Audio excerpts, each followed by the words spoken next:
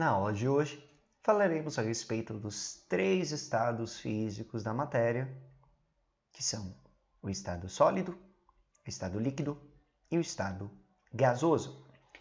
Esses 3 estados físicos compreendem os estados físicos mais comuns do nosso cotidiano e, por isso, são aqueles que são abordados, embora a ciência já conheça, hoje em dia, outros estados físicos, como, por exemplo, plasma.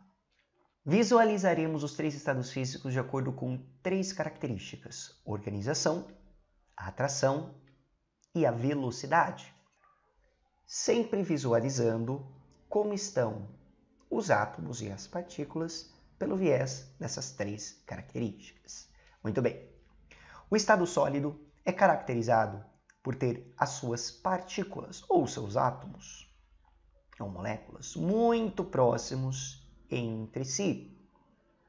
Essas partículas estão numa altíssima organização e também numa fortíssima atração. Portanto, alta organização e também alta atração. Todos os átomos se movimentam a qualquer temperatura, mas esse movimento é muito baixo. Como o movimento é muito baixo, já escrevemos aqui então que a velocidade também é bastante baixa. Quando digo velocidade, estou indiretamente falando de energia, uma vez que muita da energia dos átomos é proveniente da energia cinética, ou seja, energia proveniente do movimento.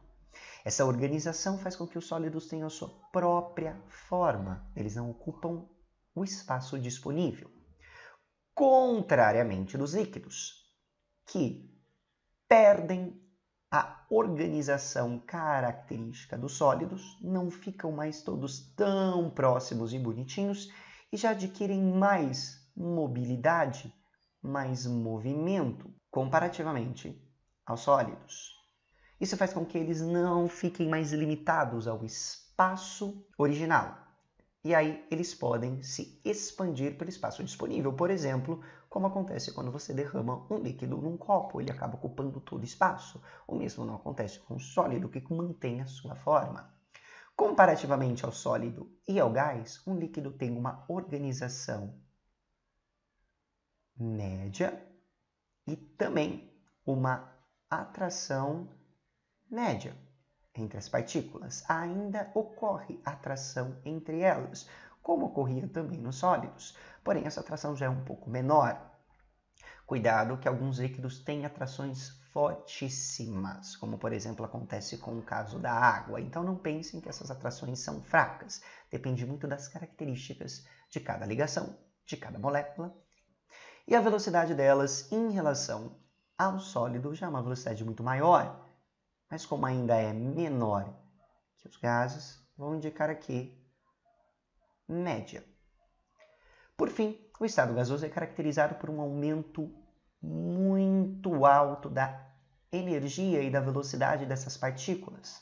Elas ganham tanta energia que agora elas não estão nem mais presas ao recipiente, ao fundo do recipiente, aí elas já podem se expandir completamente. E se o recipiente for aberto, eventualmente eles vazam. Ou seja, os gases são caracterizados por uma altíssima velocidade de suas partículas. Entretanto, a organização e a atração já se tornam muito baixas. Eles não têm mais, basicamente, organização. Inclusive, o modelo do gás ideal diz pra gente que não há nenhuma atração entre suas partículas. Então vejam que as diferenças são muito gritantes entre elas e cada um desses 3 estados físicos vai ser caracterizado por essa organização de partículas. Cada molécula, cada substância tem a sua característica de temperatura de transição, mas teoricamente todas elas podem passar por todos os estados físicos. Ah, mas eu nunca vi madeira no estado gasoso ou líquido.